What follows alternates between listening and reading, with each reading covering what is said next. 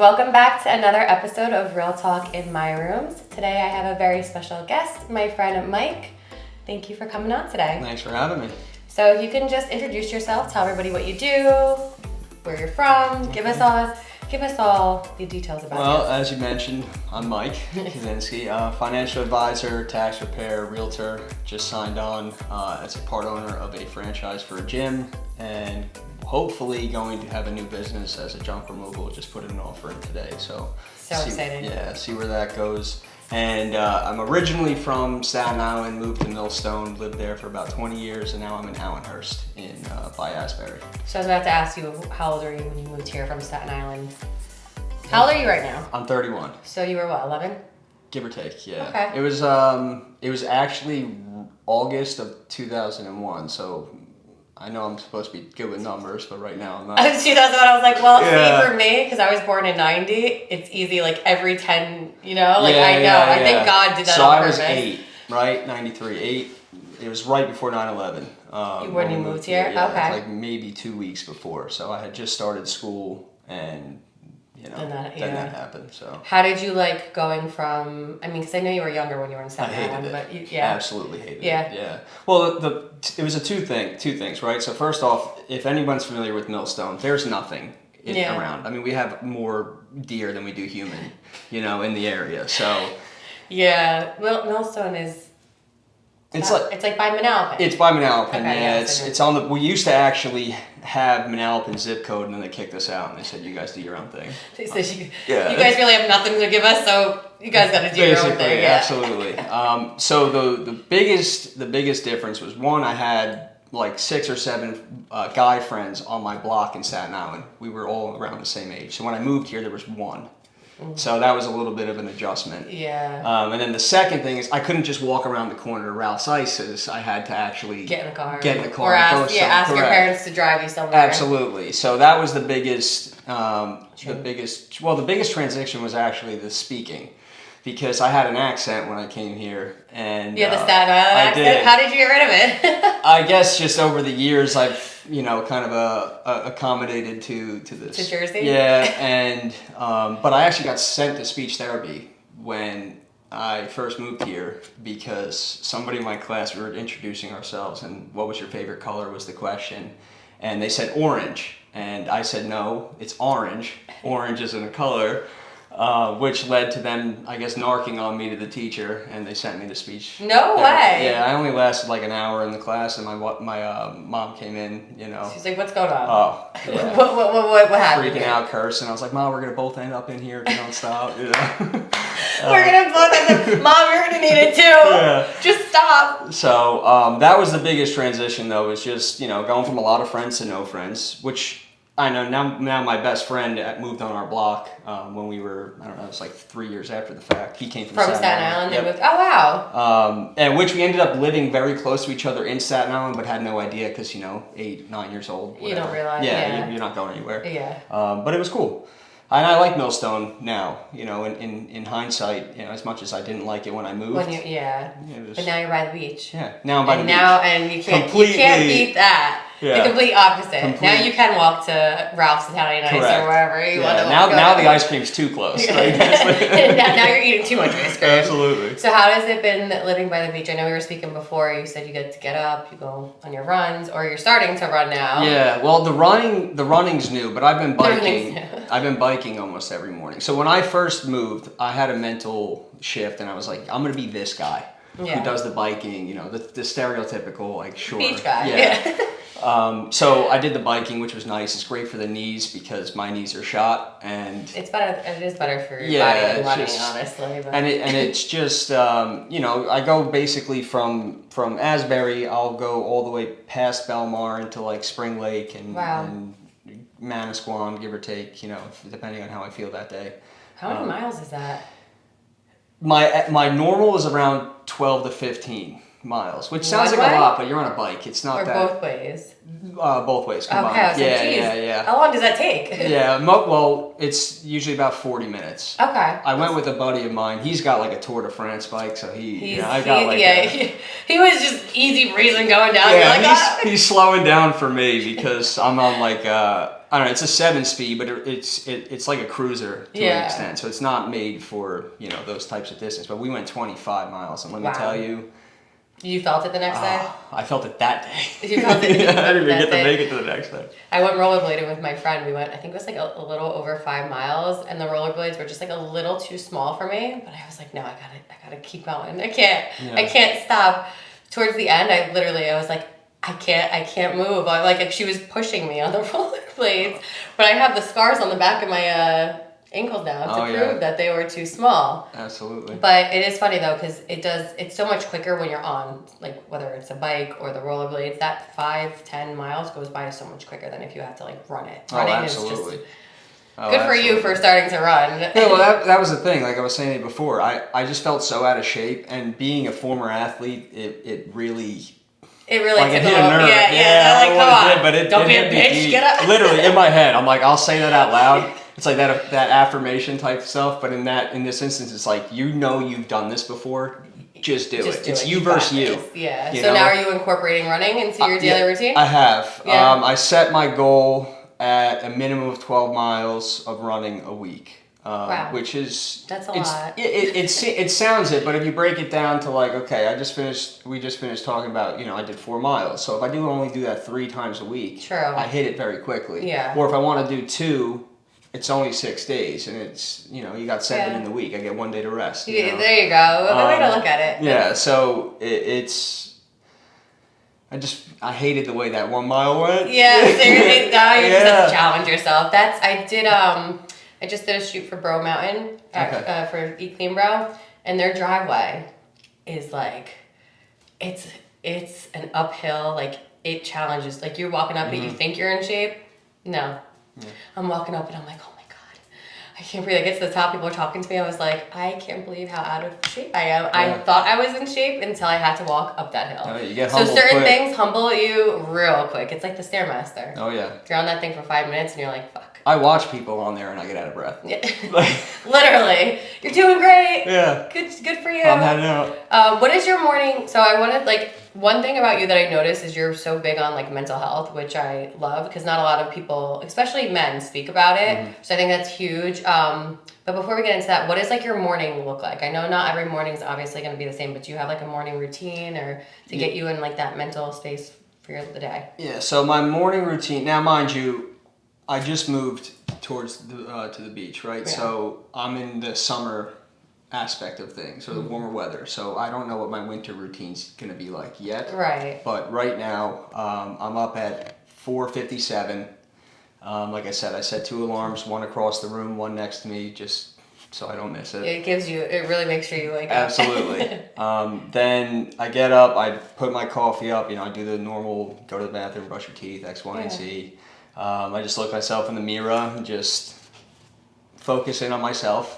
I don't really say anything. It's just like you're looking. Are you thinking anything? Or I just kind of thinking to myself, like, today's, it's a new day. Just go attack the day. We're going to go on our bike ride, which is what I usually follow up with. So I have my coffee, always iced, doesn't matter. No, always iced, doesn't matter the temperature. Always hot. Yeah. People in the summertime, they're like, "Are you sure?" I'm like, "Just please give me the hot coffee." Yeah. You know what it is? I noticed that I wait for it to cool down, and at that point, it was like, you're like, might as well just get the ice. Might as well just go iced. Just might as well. So then I have that. I get myself, depending on if I'm working from home that day or if I'm working in the office, I'll either pack my bag, get myself. Usually I do it the night before, but I'm already up at 5. It's early enough. I can get that done.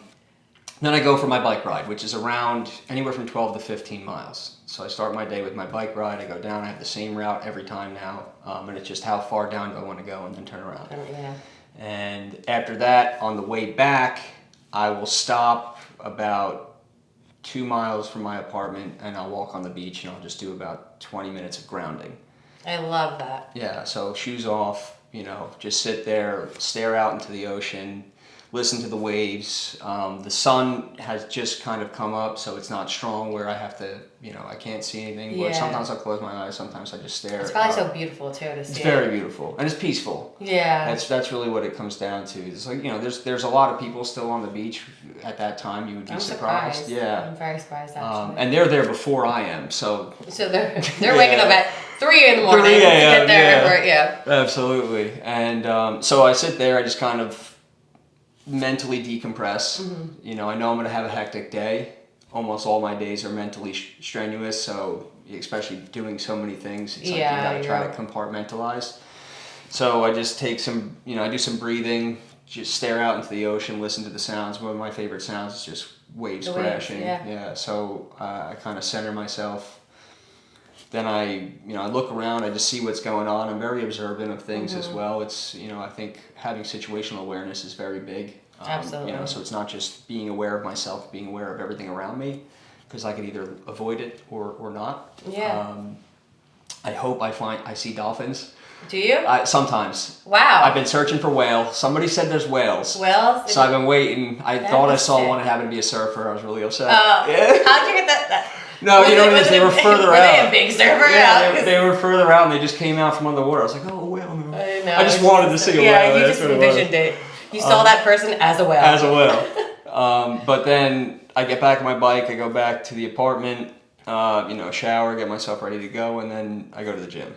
And then you go to the gym from there. Wow. Yeah, so I get to the gym at around 6:37. There for about an hour. And some people are still sleeping at this time. Yeah. Or just waking up. Well, that's why we were saying before. Yeah. You know, if I get up, I used to wake up at like 9. And when you start waking up earlier, you realize how much day's gone by then.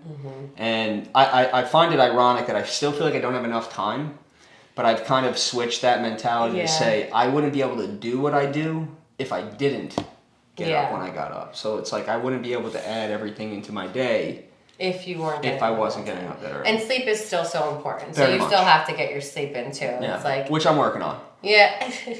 I know. I mean, you're going to bed at what time sometimes?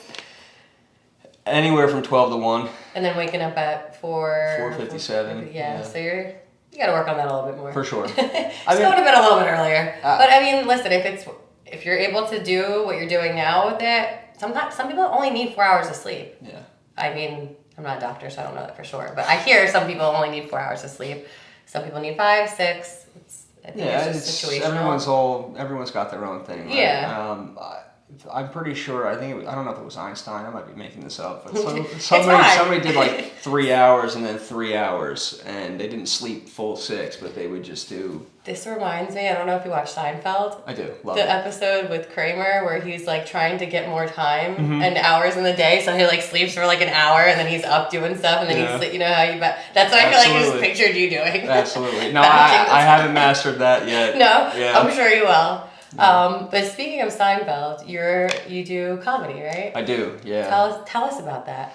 So in 2019, I decided I consider myself, or I guess I've come to the understanding that I was put on this earth to make people laugh, and I've always felt that way. I've just always. That's your life's purpose. Yeah, you know.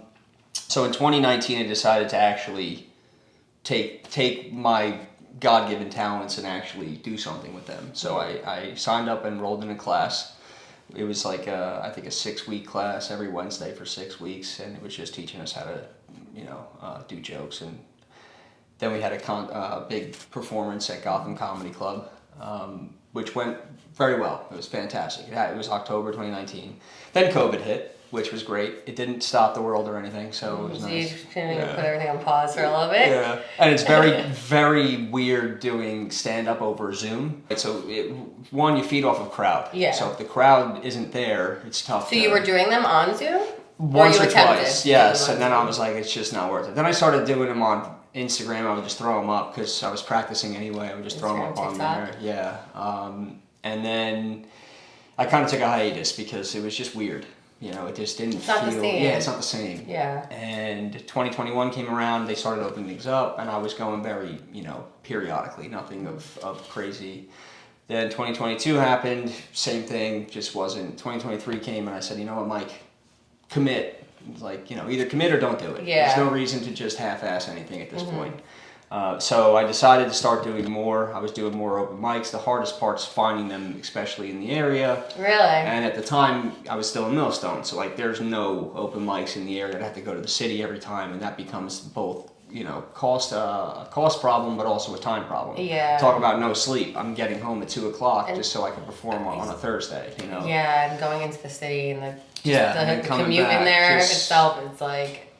Yeah. awful. It is. And then fast forward to this year, I actually was talking to a buddy of mine, and he said, well, what are your goals for this year? And I said, at a minimum, I wanted to do 5 shows for the year, because it would have been just more than I had done the year prior. I did 4 the year prior. Let's just go above that. So now I'm already at 3. That's awesome. And I found out now that Count Basie has one every month.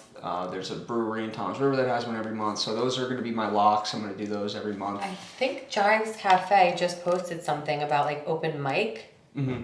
Is that like always comedy that says open mic, or could that be something else? So it's funny. Yeah, it's funny you say that. If that is it, you should go there. Oh, absolutely. Because it's coming up in July. I'll connect you with Oriana. But for sure. Appreciate that. Again, I don't know if open mic is always that, but... Yeah, they're hit or miss. So I went to an open mic where there were 2 comedians and 10 singers. So you can imagine how difficult it is. The crowd was probably like, wait, especially when you're midway jokes, through. Or are we getting like a song? What are we getting here? Absolutely. Yeah. So I managed to get laughs though. Somebody spit out their beer. It worked. See? Yeah, perfect. It worked. So I warmed up the crowd by saying, "Listen, if the jokes suck, I'll sing and we'll all start laughing." It's just like reading reading the place. And it worked. I wish there were more comics because, like you said, when you go there for music, you want to talk, you want to socialize, you want to not listen to people talking to you, involuntarily, or Right, you're not expecting. Yeah, you're not expecting that. So there's somebody actually happened to go before me, which I guess broke the ice a little bit. Then I went, and then back to music, but. It was good because it was one of the first times I had gone in a while, so it was just nice to get yourself back out there. Correct. Yeah. But it went well, and I forgot how alive I felt doing it, so it was really nice. Yeah, so to get back into doing that. Absolutely. So then that led me to going to Count Basie this past month in the end of June. So I did Count Basie. It's July, jeez. It's almost Christmas. Like, what's going on? Don't say that, but it's true. I know. I work with a company in California. Every month we get so I help them with classes and community admin stuff. And the girl was like, I can't believe I'm saying this, but we're already planning our August. And I'm like, please, don't rush summer. But yes, obviously I can work all those. But she's like, I'm like, where does the time go? I feel like we were just in January. Yeah. Literally just in January. Now we're already planning for August classes. How does that? Crazy. It just flies by. Summer, slow down. I think COVID, I swear, it was COVID happened and then time just went, you know what, we're going to do faster. Yeah. I mean, it was definitely going fast, but I agree. After COVID, it was triple the quickness. Yeah. I don't understand where time just... I have a theory on that. I feel like because we were locked down, time felt very slow. Mm-hmm. Because you weren't doing much. What were you doing? Drinking and... Right, you know what I mean? Just stupid Face stuff. Face-zooming with people just to get the human interaction. Absolutely. Yeah. I remember for my birthday, I had all my... This is how little you had to do, right? At the time. They came and everyone just honked their horn. Oh, God. Home. They drove an hour and just honked their horn and go. Leave. I know, that was the worst too. It was crazy. So I think because we got slowed down so much that after that everything just feels... Well, and then when everybody was able to go out, it was full force. Everyone's boom. And then like you said, it made time go faster. That does make sense. Yeah. Weird little... But now this is why you have to enjoy your days. So you sit there, you were talking about mental health. I mean, one of the worst things you can do for your mental health is think too far ahead. Mm-hmm. So let's talk about mental health. When did you get into this space? When did you really start because again, I feel it's harder for men to talk about it. A lot of men feel they can't say anything and they don't. So when did you start? Because you're on social media, you'll give your tip. I love what you're doing. I appreciate it. Yeah. My first... So we were doing this thing called Out of the Darkness Walk, which was a suicide prevention awareness walk in Philly. I was doing that for about 6 years because one of my sister's best friends unfortunately took her life. They had a team, so we just went. So that was kind of my introduction to it because I didn't really understand it. At that particular time, I thought it was a selfish act. Mm-hmm. And then hearing the stories, either from the survivors or the people who are affected after the fact, I said, you know what? I couldn't imagine where you had to be mentally to do that because I could never feel low enough at least right now, Right, yeah. luckily I haven't ever had to. Right. Where I could see that being an option, but some people see that as the only option sometimes, and it's an unfortunate situation. Yeah. So that kind of got me into it, a little bit more curiosity about how things worked. And then I ended up working with somebody, pro bono, of nonprofit, who also works in the mental health space, not suicide prevention. So it had to be it was a really nice synergistic relationship. And they were up and coming. They were starting off, and I said, "I'll do all your tax work, all that stuff, your financial advising for free. I like your cause. I'm here for it." So that was about 6 years ago. So fast forward to 2 years ago, I was having kind of I guess like a lot of people do, you have like a crisis of self-worth, a crisis of, you're getting older. It's like, well, what am I here for? What am I doing? Da-da-da-da-da. Yep. And I decided to really dive into the emotional side of things, because a lot of the times, like, I consider myself a very logical person, and a lot of anything is like a logical thing. So emotions is almost the exact opposite, because there's not really logic behind it. It's like, why do I feel this way when I wake up? I have no idea. Right. Logically, I know I shouldn't, but emotionally, it's prohibitive. Yeah. And I started doing some self-reflecting, self-diagnosis, and every single time I would do it, I would try to find the root cause of what my emotions were. And then so 2 years ago, I did, for my New Year's resolution, I said, I'm going to start committing to my yeses. So that was something that I felt like was holding me back. Is like, I would say yes, but you're only worth what your reputation's worth. So if you sit there and say, I'm going to do, and you don't, you turn out being the person that doesn't, right? Right. So I started committing to my yeses. That was my big thing. I love that. Committing to your yeses. And I mean, there were times where I didn't want to do it, obviously. It's like anything else, but I said yes, so I'm going to do it. And that kind of created a big mental shift for me. So then I really started pressing into the difference between logic and emotions. And then I had a really bad bout with depression for about a little over a week. And I know a lot of people have had it a lot worse than I. So I'm lucky that it was only a week. But that was kind of the moment. I had an epiphany at the gym. It was like 8:30 at night, and I always go in the morning. So this time I went I was like, I don't know what's going on. Something you're like, I have to get out, yeah.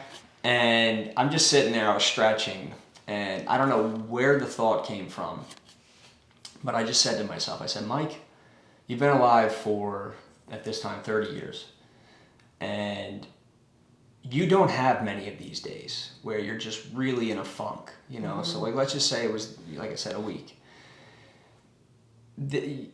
I went from harping on it and being like, why is this happening, to understanding the fact that sometimes you just need to have these types of experiences, because it gives you a perspective about a lot of things. And in this particular instance, the perspective was, I don't have these days that often. Yeah. Most of my days are very good. And in the grand scheme of my entire life, let's just say it was a week, and if you total it up to maybe 3 months of my entire life of depression, of being depressed for 3 months, there's nothing to complain about. Yeah. And that's a great track record. Yeah. Like you said, because there's some people who are feeling it all the time. All the time.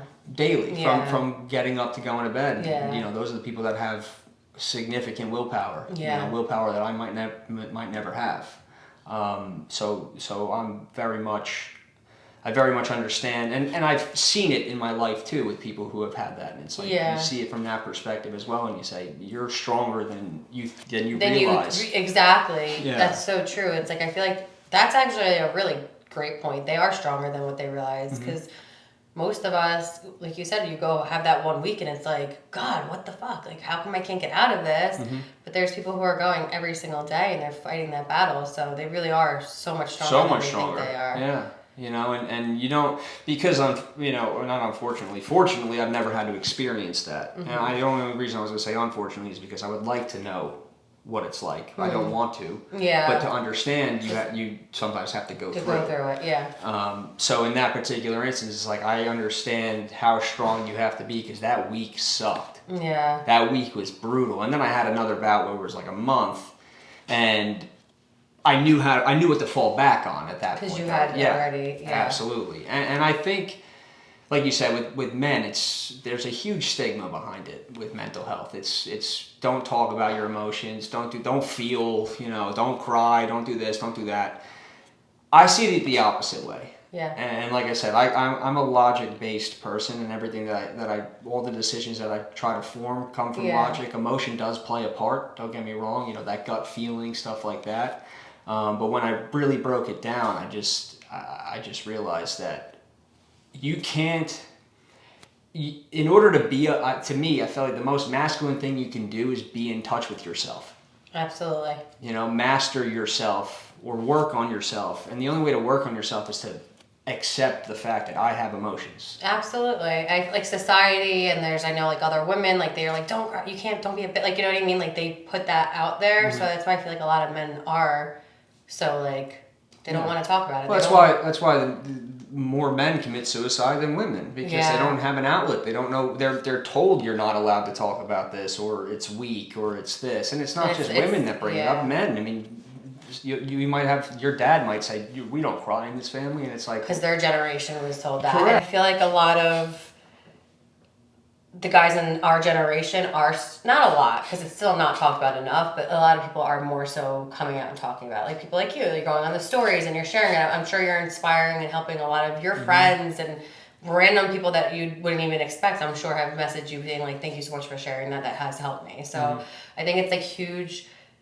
that you continue to use your voice in this area, and I think that that's what's going to be game changing for the generations to come, because at this rate I feel like it was our parents' generation that also, because that's what they learned from their parents, like you said, you can't cry, you have to be the man of the house, you can't show your emotions, and when you bottle that all up, that comes out worse in so many other ways. Absolutely. It's got to come out. Yeah, it's got to come out. Emotions, if you bottle it up, at some point it's coming out. It's just what veracity is it going to come out? Yeah, emotions are energy, right? Absolutely. So it's like if you don't release that, and it's going to come out in whether it's a disease or something. Like a lot of these diseases too are from a lot of the shit that we've all been through. Absolutely. Maybe not have talked about, so. No, absolutely. Yeah. And you nailed it on the head though when you said, I think that as generations go, and I mean, there's so many more outlets now than there were.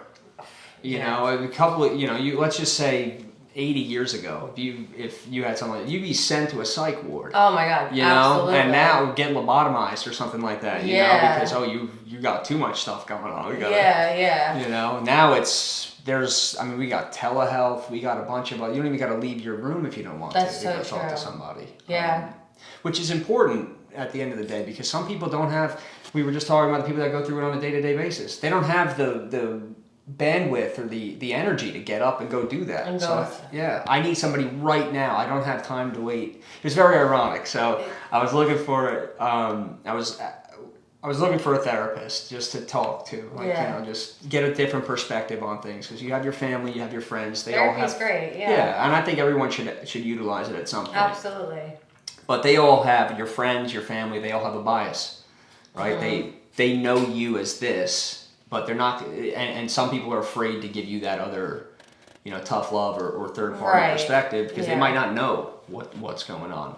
But the irony behind it is, I reached out to 4 different ones and nobody answered. No way. Not a single person answered. You're like, wait a second, aren't you guys supposed to be here? Like, I'm confused. It was very funny. It was actually funny though, because that happened and I laughed at it and I said, well, that actually helped. So, So now, would you ever be a coach, like a men's mental health coach? Do you think that's something you would ever do? I mean, I can see myself doing it. I am nowhere near at a level where I'm able to do it. But I'm not going to shy away from somebody coming up and asking me questions or talking to me or picking my brain or just, divulging what they got going on, and or as they call it, dumping. Right? And I don't really mind it. First off, it's conversation. Right. You might be dumping, and I'll ask, hey, do you want advice? Or is this just, am I a wall and you just need to talk to something? Yeah. Because obviously unsolicited advice could actually do more harm than good sometimes. But to answer the question, I would love to. If somebody said, hey, Mike, I need some help, because I'm not holier than thou. I'm not perfect. I'm still going through the same struggles that most people are going through. I'm just figuring out ways to deal with it and figure out ways to, what are my outlets? It's one of the bigger things. But that's what helps the other people, because there are people who, where you were first, like when you first started this, you were that person that didn't have or didn't know the resources, and then you did the research and you looked into it and you took it upon yourself to learn these things, and now you're here. There's people who are here who don't have that. So just because like you might still be learning, we all are. We're always learning and growing. That's like the beautiful thing about life, is that you can still help those people. You know, like you're just, I don't know. I think that's something I've always wanted to say it to you. I'm like, I feel like you would be a great like coach for this stuff. Like, you know what I mean? Because you're, like I said, you show up on your stories and you'll just talk about it, and it takes a lot to do that too. You know, it's not easy to talk about it. Is that something that like comes easy to you to talk, or is it something that you have to like to talk in general, or about this stuff? Like when you go and you do those stories, is it like, do you have to give yourself like a little like, okay, like do this, like you're gonna help somebody, or does it just come easy to you? It comes very easy, to be completely honest. I don't. It's gonna sound selfish, but I do it for me. Yeah. Right, and whoever I help along the way is a byproduct of it. Yeah, that's not selfish. The best thing that you could do is do things for you, because then you end up helping other people. Correct, and so the first one was a little like, you know, I don't really care what people think about me, to be completely honest. So it didn't really, you know, if I could stand up on stage and tell jokes to people, and you know, there's no redo on that. If it's not good, it's not good. You know, there's no I get a second shot. It's here's your 5 minutes. If it sucks, get off. Get off stage. Yeah. If you make the 5, you know. Yeah. So I'm just talking. It's like a form of journaling, right? At the end of the day, I'm just talking to myself, and I'm talking about experiences that I just went through, or things that I've either a mindset shift or a perspective change or something of that nature. So I was just talking to the camera. I'm talking to myself basically in the mirror, right? It's me talking to me, and then I just was like, the hardest part was hitting the send. Yeah. Yeah, because the talking, I could talk the ear off a corpse. You know, it's no issue to me. No problem there. But it's just it was putting it out there. Yeah, and then after the first one, there was a lot of positive feedback from people saying, like, you know, it's nice to see somebody vulnerable. You know, I just went through this, or whatever it may be, and that was nice. So then it was like, okay, so it's not only helping me, but it's helping others. Right. And I feel like there's no better reward than both satisfaction. Absolutely. Right? Helping somebody else and helping myself at the same time. Absolutely, definitely. Now, do you plan out, everybody's like, what are your goals? Where do you see yourself in like 5-10 years? Do you have that, or are you kind of like living in the present and letting life take you, letting like the wave take you where it wants to? You know what I mean? Like whatever the term is. Like, do you... I would say I have a mixture. Yeah. I'm the same as you. So it's good to have a plan, right? Absolutely. Because if not, then life's a little too chaotic at times, and you're going every which way. You need a North Star. Yeah. You know, your road's going to be like this. It's never going to be like this, but it's getting to that end. That's all that matters, right? Yeah. So I have a game plan. And it's just like a life game plan. It's not like a fixation on anything. This is what I want to, this is how I envision my life being in the next 10, 15 years, right? You know, it might both monetarily, just growth-wise, you know, family, X, Y, and Z. I have an idea of where I want to go. Absolutely. But I've recently, and when I say recently, in the last 2 years, as we've mentioned about the shift in things, is I've recently been trying to just stay present in what it is, because ultimately the past is the past, right? There's nothing you can do about the past. I read this cool little quote that said, if you go back and change your past, you will actually erase yourself. Isn't that, it's crazy. Yeah. It's so crazy to think about that, because everything that's happened in your past has molded you to be who you are today. Yeah. And if it went differently, like that's why sometimes I'm like, oh, I regret, and I'm like, no, I don't, because if I did do that, who knows where my life would be right now. Yeah. And do I mean, like anybody else, if I sat there and said, yeah, could I have gone left instead of right in this particular point in my life when I was younger? Sure. I would like to have seen what the outcome would have been. Yeah, but it doesn't you know change what's going to happen. Yeah. You know, and then if you look too far in the future, you're just going to create so much anxiousness and anxiety. It's just, I mean, because you're never going to live up to what your picture perfect idea is going to be, and that's just going to eat at you. Absolutely. I feel like the same thing. Like, so I'll have goals for myself, but then something will happen and my life will go on a completely different route. And I feel like if you're so set on that future, that can completely just ruin everything. Versus if you're like, okay, well, pivoting or having the openness, it helps.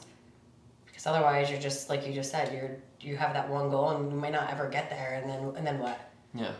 Well, I agree and disagree because like it's good to have the goal, right? Yeah. Like I said, it's not going to be it's not nothing's linear. Life's not linear like that. You know, we have a beginning, we have an end, sure, but everything in between is subject to change. Literally, everything in there. You don't even know how long you're going to be here for. So to plan out, say like by the time I'm 80, like you might not make 80. So live for now, with the anticipation of living to 80, right? Or the game plan of living to 80, but you might not. So don't worry. How do you live in the present? Like, how do you? I know you do grounding, so that I'm sure helps significantly. But like, do you find yourself sometimes? Like, do you have advice on how to help people more so like live in the present? Constant reminders. Just you start going through it like everybody else. Like I said, I'm not. You know, I don't walk on water. I am like everybody else, just going through every day. It's something always arises that throws you off. You just have to take a second, breathe, and just deal with it. Yeah. And that's really it, because there's always good. You might have days where nothing happens, and it's a picture perfect day. Yep. But that rarely happens. Most of the time, something happens. You know, you can walk up these stairs and fall.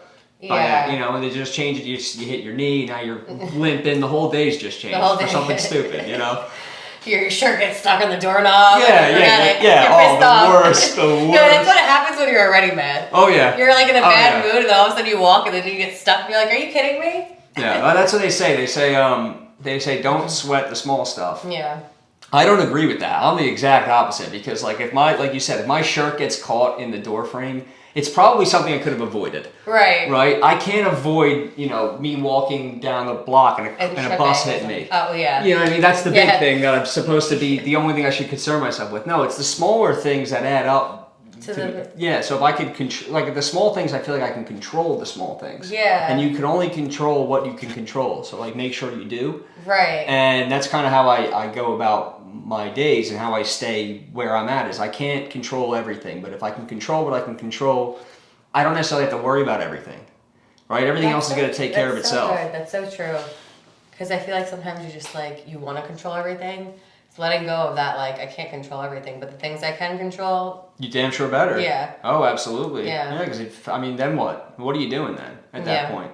Now you're just overthinking, you're just, you're not, like you said, like, you can't possibly be in the present if you're not controlling the things that are at your control. Yeah. If you sit there, like, okay, for instance, your goal might be, I need to drink a gallon of water a day.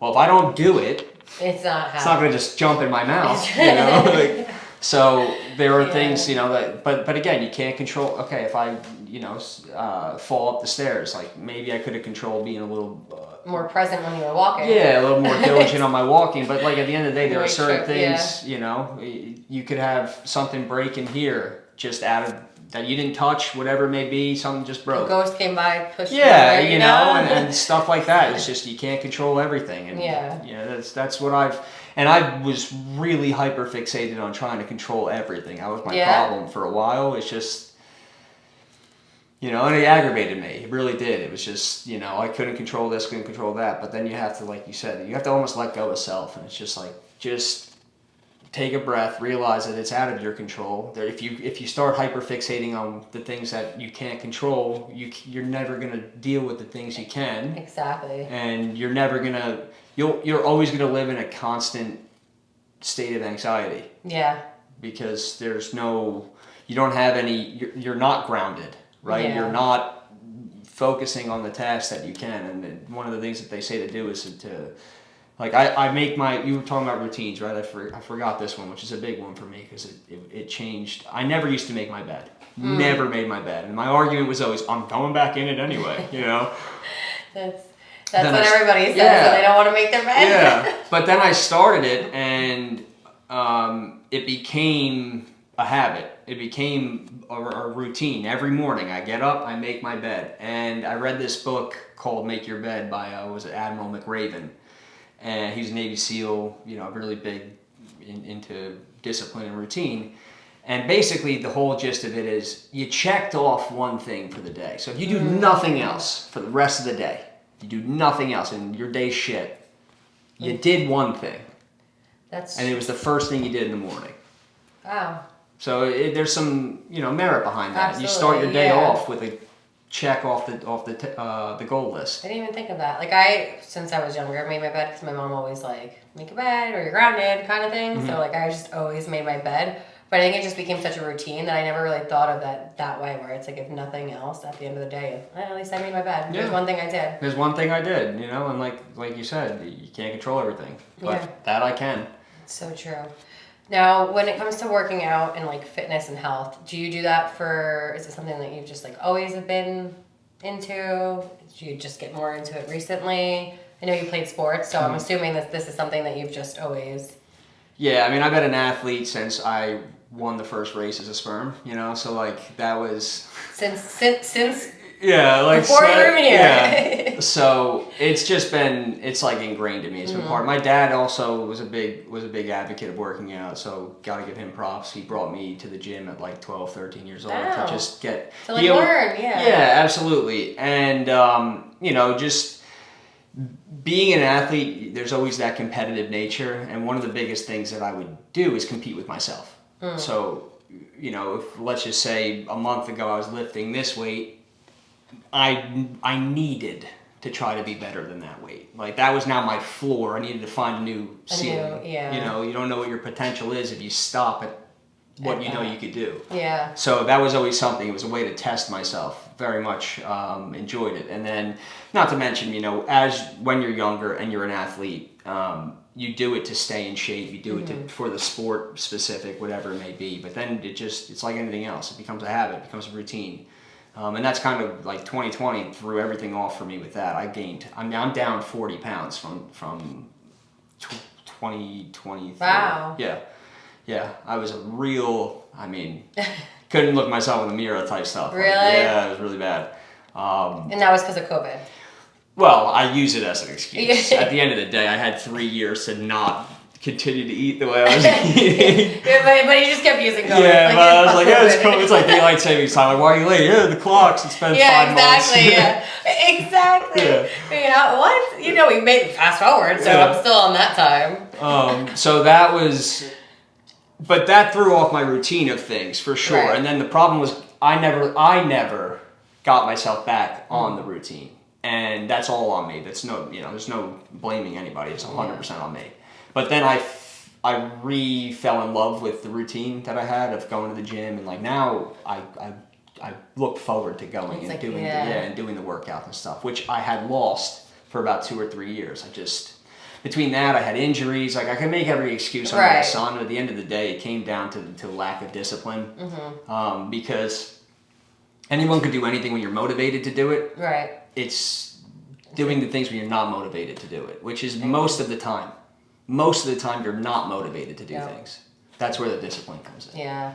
And that's what I reinstilled in myself. My dad actually said something over Lent.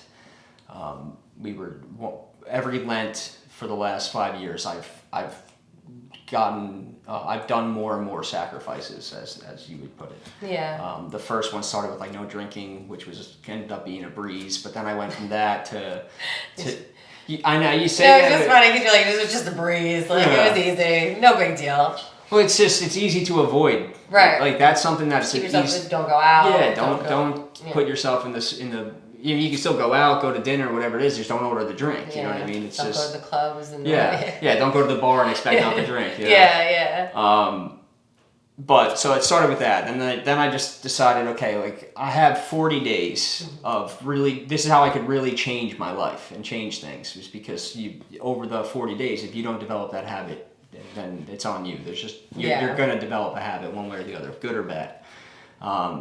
So this past one, I decided to get rid of all junk food. I didn't eat after 8 o'clock. I went ham. I didn't eat after 8 o'clock.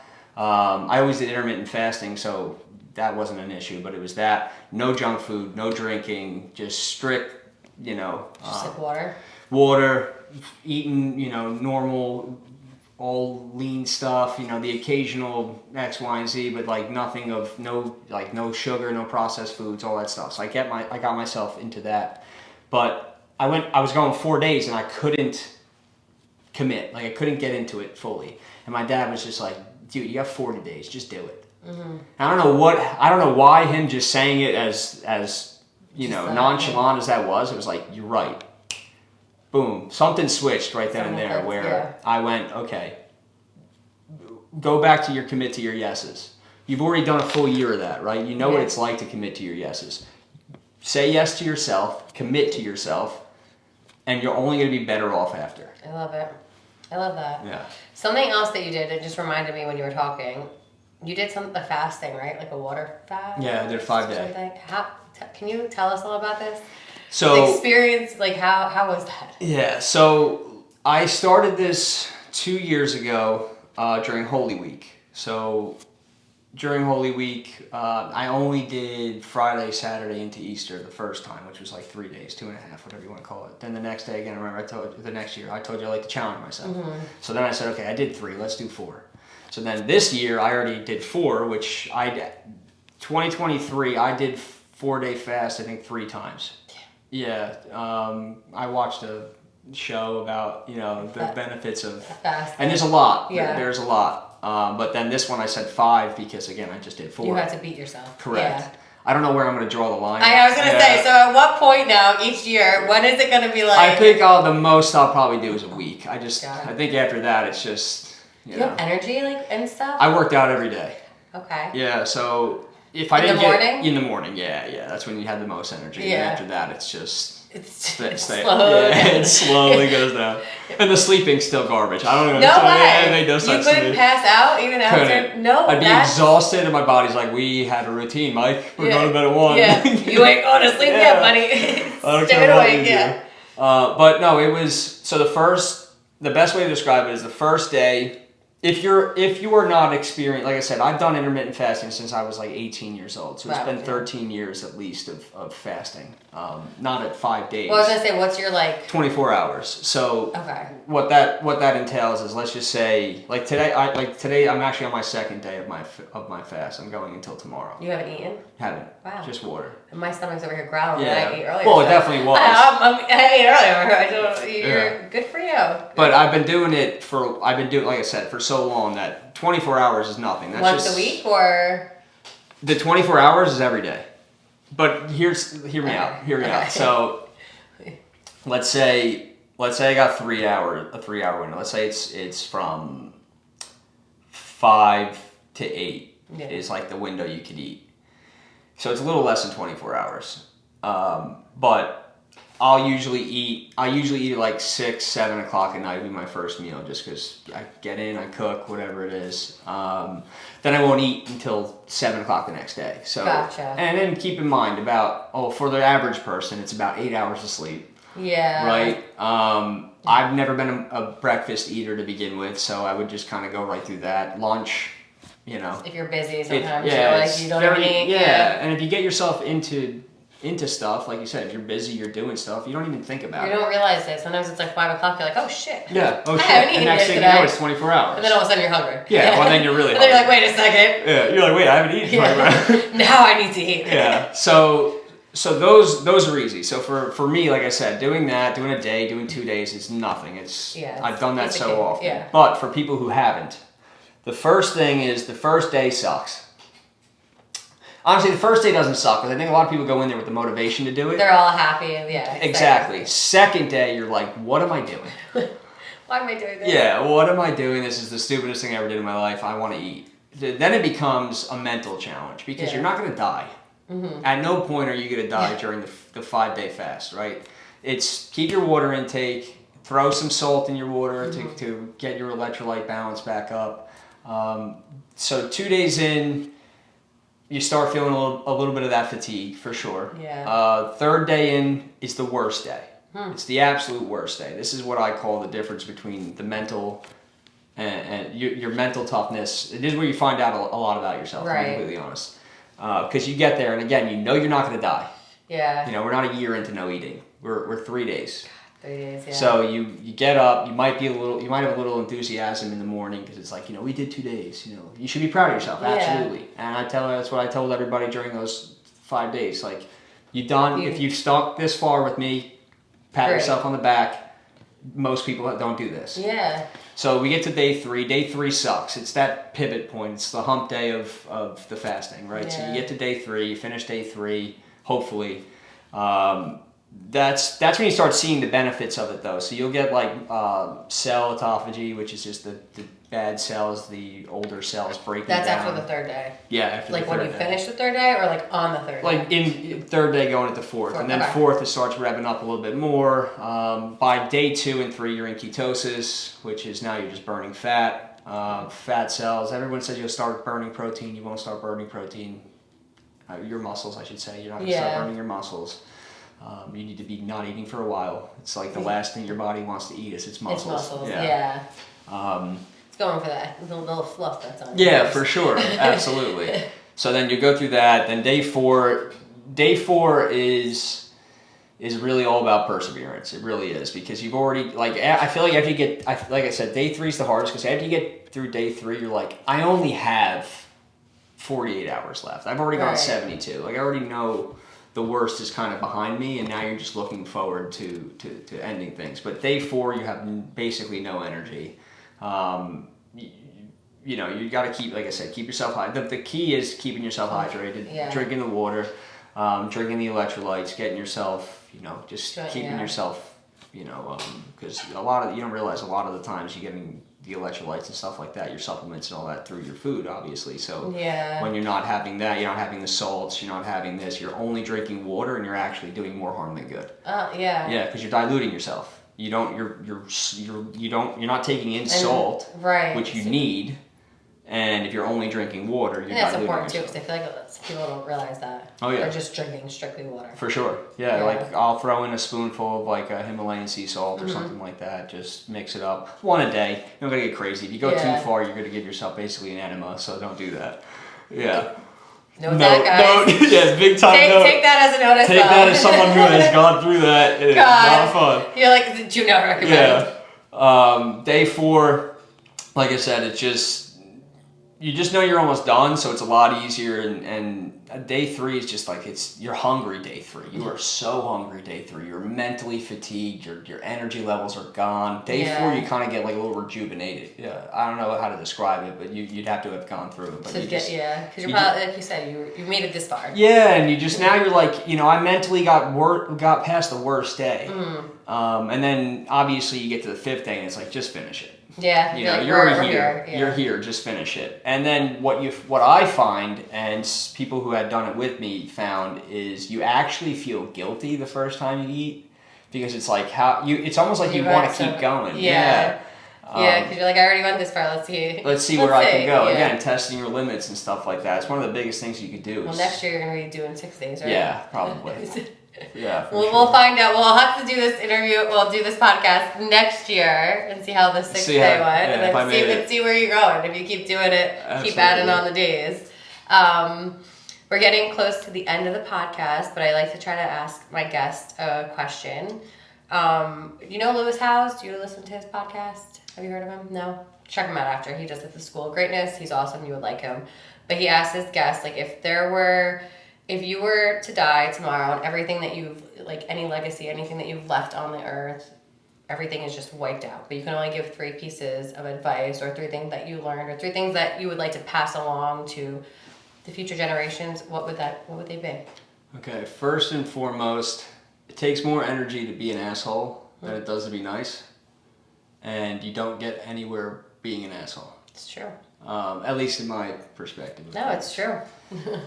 People are going to remember you for you, not so much for what you had. So make sure that you have the people that you keep with you, or the people that actually care about you and not care about what you have. Yeah. Which you'll learn throughout life. You know, trimming the fat. That some people are there for you, and some people are there for what you have. What you can give to them. Absolutely. Yeah, absolutely. And third one. We're all on our own clock. So That's huge. Yeah, I saw. I can't give her credit because I don't know her name, but I saw this video of this girl saying that comparison is the thief of joy, and it is. You know, because you don't sit there and like let's say you have an achievement that normally you should celebrate, but somebody else has another achievement that you think's greater. Why are you not celebrating your own achievement? Yeah. And why are you another way to put it is you can't focus on yourself if you're too busy focusing on other people. So true. And so true. That, I guess that would be the three things. It's just don't be an asshole. I love it. You know, people are gonna remember you for you, not what you have, and you're on your own clock. I love it. Those are 3 great things. And before we go, where can everybody find you, connect with you, reach out to you? You're probably not gonna know how to spell it, but it's first I'll leave it in the initial description. M. Kuczinski is basically all my social media. Again, Mike Kuczinski. There's 3 of us though in Jersey. So. Wow. Yeah. Well, my dad's 1 of 10. So, Wow. Yeah. Okay. So, I'll make sure to put the right one in the description. Sure. But Mike, thank you so much for being here today and taking the time to talk.